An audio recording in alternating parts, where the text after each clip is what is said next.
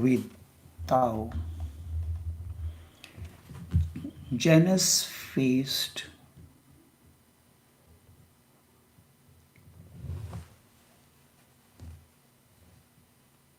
the split and problems.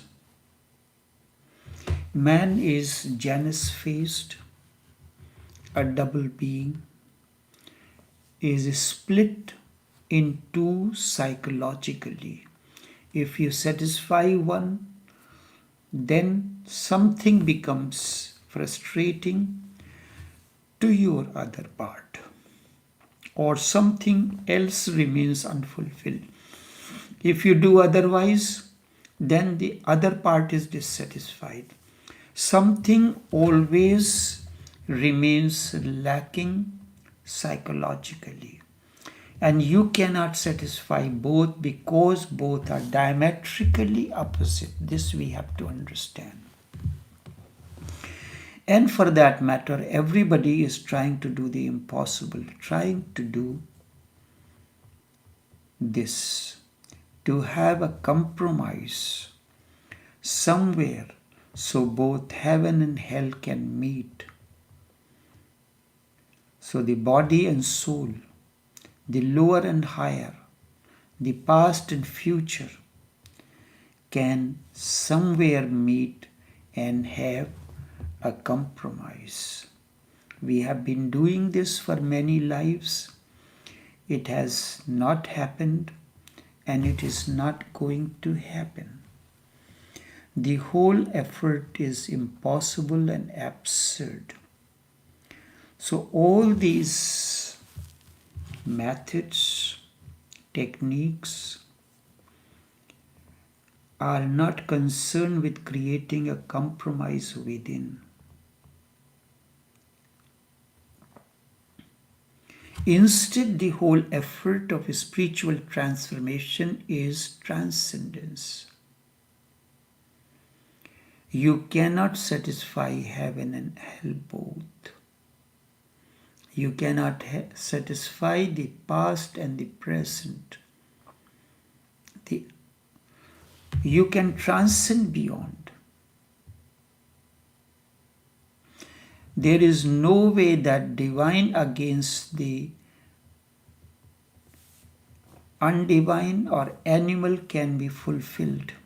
It is impossible. That will create more turmoil in you, more violence, more struggle. There is no technique that can help you to satisfy the animal and the animal against the divine. First and the foremost thing is stop doing the impossible, do whatever is possible. The techniques are just to transcend the duality of right and wrong. They are neither, you have to remember, the division is psychological and created by the man. It is not natural. And all the religions are trying to do, so-called your religious teachings, is trying to create the split in you, that this is good and that is not good. This is good and bad is simply a conditioning that you consider one than the other.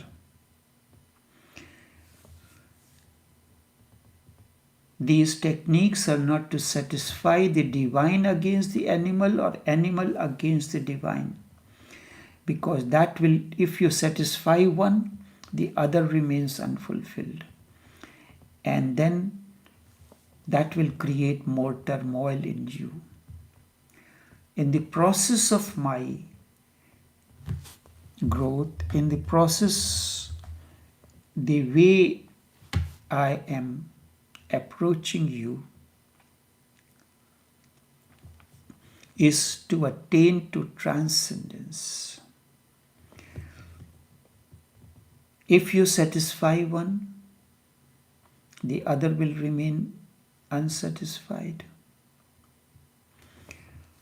So you will not be living a natural life. For instance, at the moment, if you are feeling hungry and you say that eating is not good, I should be taking a rest. At a particular moment, whatever comes to the surface, that should be focused on. If you, at that time when you are feeling hungry and you say that I am going to fast, I cannot eat, I have to keep the fast, that will create turmoil and disturbance in you. So remember that techniques are just to transcend the duality. They are neither for this or that. Remember, this is the basic difference between other religions, your so-called religions, and Tantra. Tantra is not a religion, it is because religion basically means for or against. Religion means you are in favor of the divine and you are against the animal nature in you. You are in favor of the good and against the bad in you. So every religion is part of the conflict. It creates a conflict. Tantra does not create any struggle. It is a transcendental technique. It is not to fight with the animal in you. It is the beginning of transcendence is acceptance. It accepts this is your nature. It is not a struggle technique. Instead, it is a transcendental technique. It is not to fight with the animal. It is not for divine. It is not. Instead, it is against all duality. When the two neutralize one another, you are creating a balance. It is like walking on a tight rope. And in order to walk on the tightrope walker leans to the left, to the right, and he is having a pole in his hand while he is walking on the rope. With the support of the pole, he leans to either side and remains in the balance. This is what Tantra does. You have a pole in the form of a technique. You lean towards the animal in you or the divine in you. You are not condemning one for the other.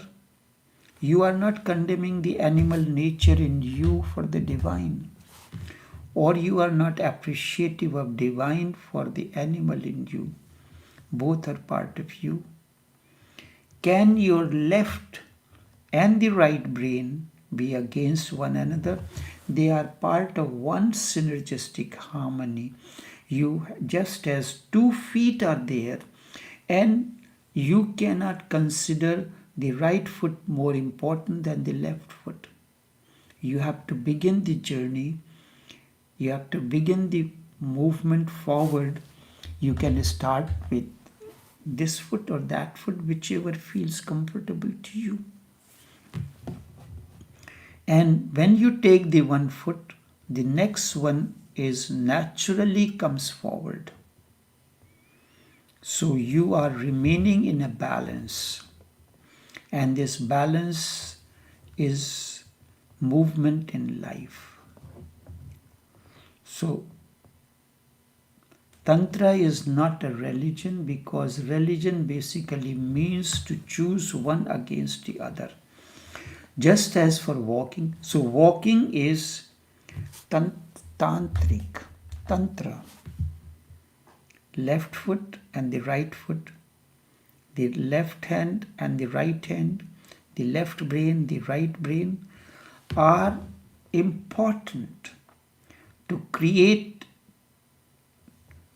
If you had one foot only, then you have to find some other technique of hopping to walk. But if you have both feet, you don't need to hop, you can use both feet. And that is the wisdom. Using the both feet, you cover a distance. That covering the distance is transcendence. You're going beyond the duality of the left and right foot.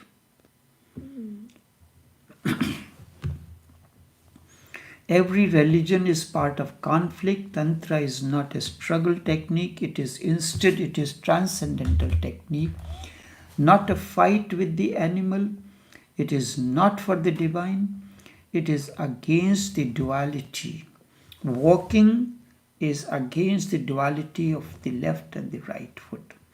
When you are doing something, it is writing is an act of going beyond the duality of the logics of the left side of the brain and the right side of the brain. When you are thinking this way, you are thinking that way. So by doing this, you create a balance, and then you write a sentence. You weigh it, the pros and cons of it, the two sides of it, and then you come in the middle, the balance, and you write it. It is simply creating a third force within you, and this third force, a transcendence, is nothing else but the center of existence, where you are neither animal nor divine. If you condemn the animal in you, you will not be totally divine. If you totally condemn the animal in you, the divine in you, then you will be animalistic. And you have to go beyond the two to remain in the balance. The center of the being is between the two. When you are neither leaning towards the divine nor towards the animal, both are parts of you, just as the left and the right foot or left and the right hand. The left and the right hand are needed to do work, to support one another. If you have to lift something and it is unmanageable, you use both hands to lift it. If you have to walk, always you have to use both feet. So walking is a transcendence. Lifting that particular object is transcendence. It is there, you are watching it. The left hand is watching it, the right hand is watching it, and you are in the center. You create a balance. You use your both hands to lift that object. So you are the center between the two hands. You are the center between the two sides of the brain. What left brain brings out the argument, and what right side of the brain brings out the argument. And you are creating a balance between the two, a transcendence beyond the left and the right, beyond the negative and the positive, beyond animal and the divine. It is simply creating, and then you are creating a third force. Third force. And that is the center of existence, where you are neither animal nor divine. For Tantra, that third possibility is Advait, non-dual. The third possibility is non-dual. Earlier on, there was a conflict in you. The animal nature was dominant in you, but you were rejecting it. You were not accepting it. And you want to move towards the divine side because you felt that everybody is condemning you. You are too much in this, too much that, too much involved in animalistic nature, too much in the sex, this and that. So you attain to that state of non-duality. There is total acceptance that this is it. And you cannot just remain watching the object in front of you. You need to move it to the suitable place. You brought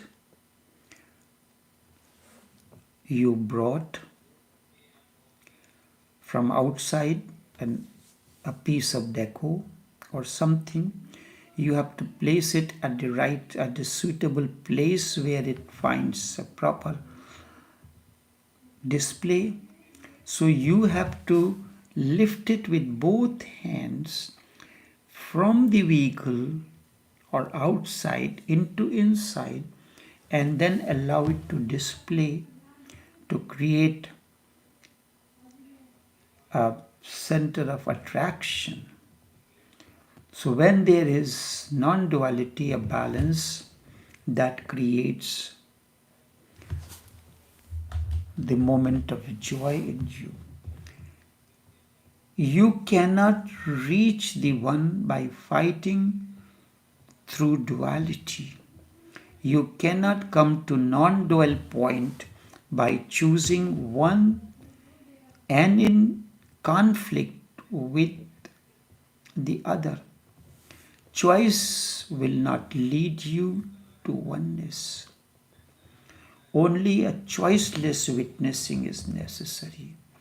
You are not condemning the animal in you. You know this is part of you. You know the divine is also part of you. Do you condemn the left foot for the right foot? You accept the presence of the left and the right foot, right and the left hand, the right brain and the left brain. You accept these totally. Acceptance is the first criteria to use both simultaneously. In certain things you have to use simultaneously. In certain things you have to use alternatively. But the purpose behind all that is to go beyond duality. You cannot come to a non-dual point by choosing one thing for the other and be in conflict or struggle with the other. Choice will not lead you to one. Only a choiceless witnessing is necessary. This choiceless witnessing is the very essence of human existence and transcendence, transformation, and forms the core of Tantra. But we can go into Tantra for wrong reasons. If the purpose of going into is to attain to transcendence, then it is an important tool in your hand. This choiceless witnessing is the fundamental way to Tantra. And because of this, Tantra was never easily understood rightly. If I say to you, this is good, that is good, you cannot accept that how can the two be good? You do not condemn the left and right foot, do you? You accept them totally. Both are necessary, you know it. The blank paper, the white paper and the black pen or the blue pen is important to create the inscriptions, to inscribe something on it. The contrast is very necessary. It has, and because it has not been understood properly, the role of duality has not been understood properly, the humanity has suffered a century-old misunderstanding is there. Century-old misunderstanding is there because the moment Tantra says it is not against animal, you start feeling as if Tantra is animalistic or Tantra is in favor of sex.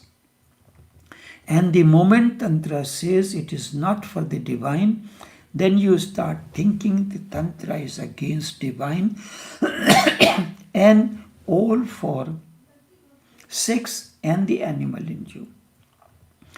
Indeed, Tantra is choiceless witnessing. Choiceless.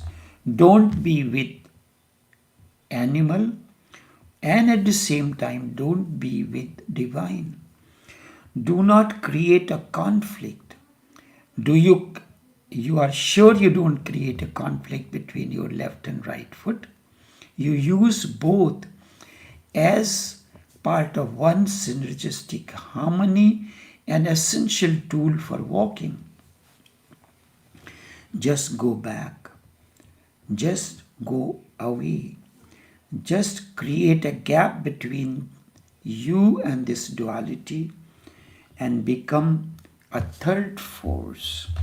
And this third force is witnessing, from where you can see both animal and the divine. You are watcher on the hill. From there you are seeing that all roads leads to the top of the hill. All roads. People coming from different directions, they reach ultimately to the center of attraction where the activity is taking place. This is very important, and this need to be understood.